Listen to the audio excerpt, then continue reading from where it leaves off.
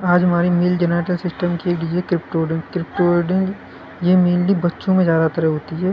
इसमें क्या होता है, जो हमारे टेस्टिस होते हैं वो स्क्रोटम में नहीं आ पाते हैं। स्क्रोटम एक थैलीनुमा संरचना होती है जिसमें हमारे दोनों टेस्टिस रखे होते हैं। इसमें क्या होता है, जो टेस्टिस होते हैं वो एब्डोमिनल रीजन या इंगुइनल कैनाल में ही रह जाते हैं और स्क्रोटम में नहीं आ पाते हैं। इसी कंडीशन को क्रिप्टोडिंग कहते हैं। Cryptoiodine is also known as undescended testis.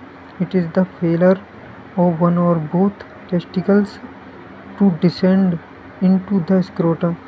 यानी कि जो एक या दोनों तरफ के जो टेस्टिस हैं वो इस स्क्रोटम में नहीं आ पाते हैं। इसी कंडीशन को क्रिप्टोइडिन कहते हैं। नेक्स्ट है कॉजेज ऑफ क्रिप्टोइडिन। इसमें क्या होता है, सबसे पहले जेनेटिक डिफेक्ट के कारण हो सकता है, जी हार्मोनल इम्बेलेंस के कारण हो सकता है। टेस्टोस्टेरोन डेफिशिएंसी, टेस्टोस्टेरोन हार्मोन होता है, इसकी कमी के कारण हो सकता है।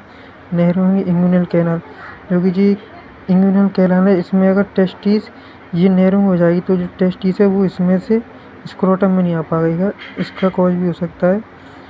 और मेडिकेशन ड्यूरिंग प्रेगनेंसी, अगर कोई मदर प्रेग्नेंट है और उस दौरान मेडिकेशन का यूज कर रही है उसका भी कॉज हो सकता है।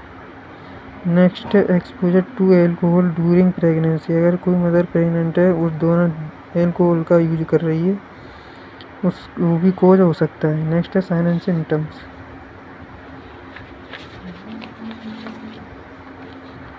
साइन एंड सिम्टम्स में सबसे पहले एब्सेंस ऑफ टेस्टिकल्स एब्सेंस हो जाएंगे। Next small size of testicle, जो टेस्टिकल्स का साइज है वो छोटा हो जाएगा।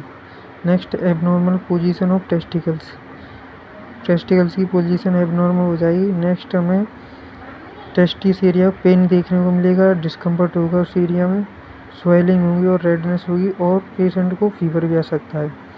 नेक्स्ट है टाइप्स ऑफ क्रिप्टोइडिन। टाइप्स में पहला टाइप है कंजेनाइटल और प्राइमरी क्रिप्टोइडिन। उसमें क्या होता है, this is the most common for present at birth where the testicles has not descended into the scrotum by the time of delivery. इसमें क्या होता है, जब बच्चे का जन्म होता है, बच्चे की डिलीवरी होती है, उससे पहले बच्चे के जो दोनों टेस्टिकल्स रहते हैं वो स्क्रोटम में नहीं आ पाते हैं।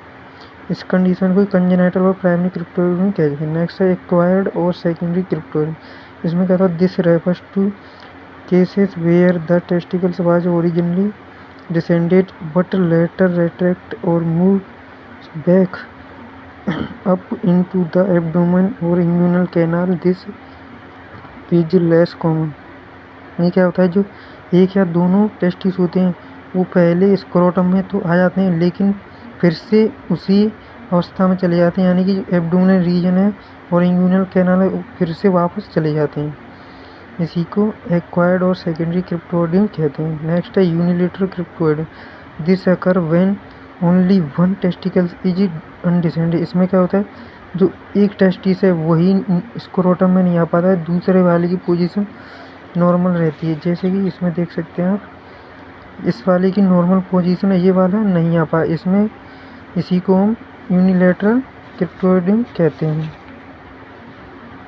नेक्स्ट है बाइलेटरल क्रिप्टोइडिन। इसमें क्या होता है, this is when both testicles fail to descend. इसमें दोनों जो टेस्टिकल्स होते हैं वो स्क्रोटम में नहीं आ पाते हैं।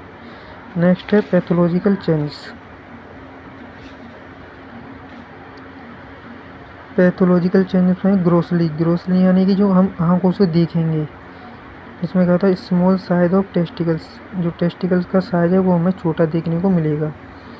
नेक्स्ट यूनिलेटरल और बाइलेटरल अनडिसेंडेड टेस्टिकल, जो एक या दोनों तरफ के टेस्टिकल्स है वो हमें स्क्रोटम में नहीं दिखेंगे।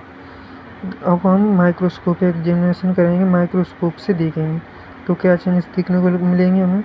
चेंज इन टेस्टिकुलर सेल्स, जो टेस्टिकल्स की सेल्स है उनमें परिवर्तन होगा, जैसे कि जर्म सेल्स की कमी हो सकती है या असामान्यता हो सकती है। Next change in testicular blood vessel, जो टेस्टिस की ब्लड वेसल्स हैं उनमें ही परिवर्तन हो सकता है, जैसे कि उनकी कमी या असामान्यता हो सकती है। नेक्स्ट डायग्नोस्टिक एवोल्यूशन में पहले हम हिस्ट्री कलेक्शन और फिजिकल एग्जामिनेशन करेंगे, फिर उसके बाद टेस्टिकुलर एग्जामिनेशन करेंगे।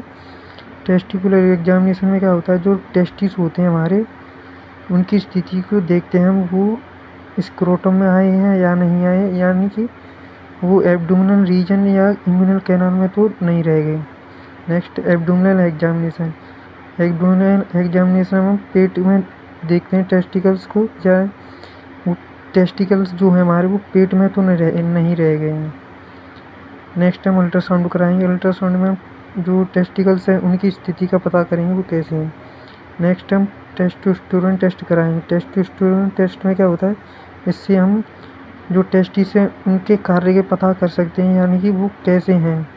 नेक्स्ट हम मैनेजमेंट करेंगे। मैनेजमेंट में हार्मोनल थेरेपी देंगे। हार्मोनल थेरेपी से क्या होगा, जो टेस्टिकल्स हैं उन्हें नीचे उतारने में हेल्प मिलती है हमें, वो हमें टेस्टिकल्स को स्क्रोटम में लाने में हेल्प करेगा हार्मोनल थेरेपी। नेक्स्ट ऑर्किडोप्लेक्सी, ये एक सर्जिकल प्रोसीजर है जिससे हम जो टेस्टिस होते हैं वो एब्डोमिनल रीजन या इंगुइनल कैनाल में रह जाते हैं, उससे इस सर्जरी से हम उसे स्क्रोटम में नीचे उतार सकते हैं। नेक्स्ट है पेन मैनेजमेंट। इससे हम पेशेंट अगर पेन है तो उसे पेन मैनेजमेंट देंगे। Thank you.